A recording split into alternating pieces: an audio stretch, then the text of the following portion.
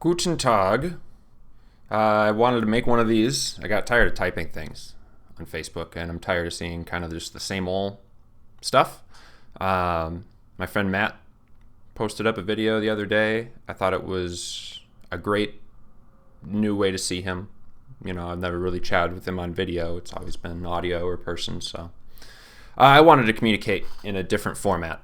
So I figured I'd try this. I also like trying to put myself in vulnerable situations a little bit, so putting a video out into the world. But just some things I wanted to talk about today, though, was there's a lot of different things, with all the stuff going on around the country and around the world right now, and people work from home all the time and trying to just figure out how to deal with what's going on right now in the world. And there's some certain things that I haven't seen talked about much, if at all, yet, that I wanted to go through, and some things to be wary of to try and just do this the best we can. One of the things that I'm seeing is there's a lot of bad coming out of this. Sure, there are people getting sick, sides warring over politics and whatnot, and there's no politics in this video. This is just day-to-day stuff. But I also see this as a great opportunity for people to come together. They always say that, like, if we were invaded by aliens or something, all the earthly wars would stop because we'd have to unite to fight this invader if they were hostile or something. I was hoping for that, but it looks like this time it's just a medical thing. But it brings us together because we're now sharing a common struggle, right? Like in companies, one of the things that brings employees together is sometimes having a bad boss, because they can all connect and chat about, hey, I hate him too. Let's talk about that. So I wanted us to use this as an opportunity to communicate with people in different ways, try new communities. Online communities are popping these days. There's more than just Facebook and Instagram or whatever, TikTok, whatever the kids do these days. There's different platforms. There's like Reddit, which is it's a different set of people. Some people think of it as the front page of the internet. It's kind of where stories sometimes start out, and then they make their way to Facebook, they make their way to Instagram. But it's a different culture there. You get different people. Facebook, it's more family and friends oriented. Instagram, it's followers, and Twitter is celebrities and stuff. But try some new things. Everyone's going to be at home, across the world. Italy's all quarantined right now. If this keeps going, more and more countries, more and more people are going to be in that situation. And everyone's going to be on their devices a lot more. And you've really got to think about how you communicate, because, right now I could say something to you in person or on video where you can see all of the little intricacies of like body language and delivery and intonation and inflection and all that. But when you're communicating just via instant messaging, whether it's Slack, Microsoft Teams, text, email, whatever, a lot of those subtleties are lost. So you may have a certain dynamic with someone at work that, because you're now working remote away from them, which maybe you've never done, you can't necessarily use your same phrases or mannerisms because they might be interpreted differently when you're going through text. And I think everyone knows that, right? But I think it's become a lot more important now, because that's how a lot more communication is going to be done in the near future here. A lot of people might be new to remote work. Again, I'm a huge proponent of flexible work patterns. That means just working in the way that suits you best. And for a lot of people, that is remote work. If you're new to this, it'll be an adjustment for sure. It's not for some people. Hence why I like flexible work patterns rather than just remote work. You know what you need to be successful. So flex your schedule a little bit and do that. But with remote work, there's a lot of resources out there. There's been a huge shift towards it every year now for the last 5-10 years, making up numbers there, but that's the ballpark. There's been a huge shift recently to more and more remote work. A lot of that probably to do with the younger generations coming up into the workforce. Uh, One of the resources that helped me because I was trying to implement this I work in software development, and I was trying to get our company on that remote work for the last 2 years, 2.5 years. And we finally made the switch about 6 months ago. And so I learned a lot during that. And one of the things that helped me most was Zapier, however you want to pronounce it, Zapier. They are they're in the automation kind of business, not automotive, but automation. So, connecting all these disparate softwares together and being like, oh, if I send an email to this person, that'll automatically trigger a Zoom meeting over here, and then that'll trigger an update on my calendar, connecting all those dots. And their entire workforce is remote, all 200 plus of them. They have some metric on their site, but they've learned a lot. They're very successful, and they're 100% remote. And they started with just two guys, and they put together. It's called the Ultimate Guide to Remote Work or something like that. If this is on YouTube, I'll put a link in the description or something. But just Google Zapier Remote Work Guide, you'll find it. It's a really good read and experiment kind of. They're talking to a bunch of different employees, either it's at Zapier or one of these other companies that's very much known for remote work and stuff like that. And they get different perspectives from different people, whether they're high ups, whether they're, new people, whether they've been there for a while. And it goes over everything from how to maintain your sanity, avoid cabin fever, to scheduling yearly meetups and stuff with teammates, so you still get some interaction in person here and then. Obviously, that doesn't matter right now because it might be quarantined or whatever, but the book covers a lot, and I think it helped me gain a good understanding. Definitely check a lot of other resources too, of course. But I think it was a good starting point for sure. All right, let's get to some more topics here, though. So there's probably going to be a lot more phishing attacks now. They've kind of gone down. At least the phone ones have. One of my friends on Facebook shared something, is Nick, and he said it was some meme or something. It just said the prank calls, or not prank calls, the solicitor calls gone down a lot since all this started. So it said, oh, it must be hitting them hard. But you're probably going to get a lot more emails and stuff like that now. So if you have some older relatives who, they're probably really focused on their health right now because they're the ones that get affected by this virus typically, at least most heavily. And they need to know that, hey, you're still a target for a lot of people. And the reason these phishing attacks might increase is because anytime you have one of these public scares like this, you're going to have people that want to take advantage of that. And they're going to be sending out emails and texts or whatever or phone calls or whatever that sound urgent. And that's the big thing with phishing attacks and trying to get your info and accounts and stuff. They try to make everything seem urgent so that you don't think about it and just click what they give you and do what they say right away because time is of the essence. So just remind anyone you think's at risk. Share it with everyone because I'm sure they have people too. But just tell them, watch out for those. Keep those in mind because the last thing you want is someone stealing your identity. I mean, that's worst case, but getting a credit card and you gotta cancel that or whatever. But just keep it in mind. Another thing you'll see, I saw it today pretty heavily at work. There was, since all these people are moving to remote work, a lot of companies are like big companies like Twitter and I think Microsoft and Apple and a lot of them. They're either mandating or recommending people work from home. And all of these, the infrastructure of all these pieces of software on the internet, these web apps, they are getting this huge influx of traffic that they may not be ready for.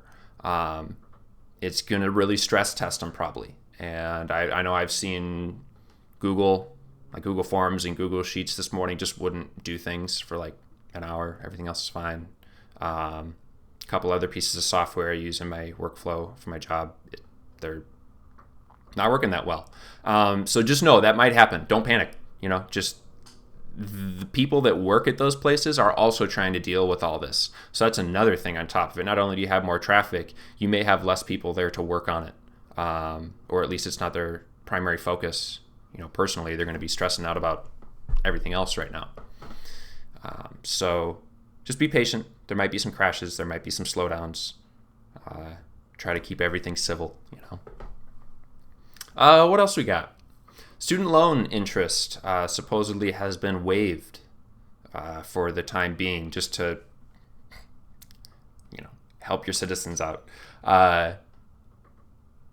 It's I believe the dates. I think they're retroactively applying it back to the 5th or something, whenever they got it approved. I don't know if it's actually happened yet. It said anything through the federal loan services, so I can't remember what they're called, but you won't have to pay interest on those.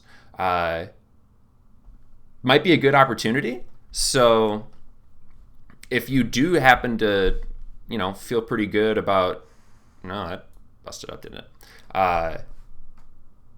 If you do feel pretty good about your financial situation right now, might be a good time to put a little extra down each month, because you're used to paying, 3, 4, 5, 6% interest of your principal every month. So now that you don't have to pay that, if you still pay that full amount that you normally would pay with interest, it's probably all going to principal now. Getting that number down interest free. So, but again, don't do that if you can't. If you're worried about setting up a base camp type thing, not literally, but just keep it in mind. Student loan interest. I know this has affected me. I know I had a foot surgery coming up. Elective surgeries are probably going to be canceled. I know the Surgeon General put out a thing the other day saying, there we go. My camera likes to overexpose. That the Surgeon General recommended that all elective surgery be canceled. And just a reminder that elective surgery is just, it's those, you don't need it. It's just like you're in pain or something. It could wait, So those might get canceled if you have them coming up. I'm sure the insurance companies know that's going to happen. They'll have things in place, but might happen. It's going to probably affect me. So,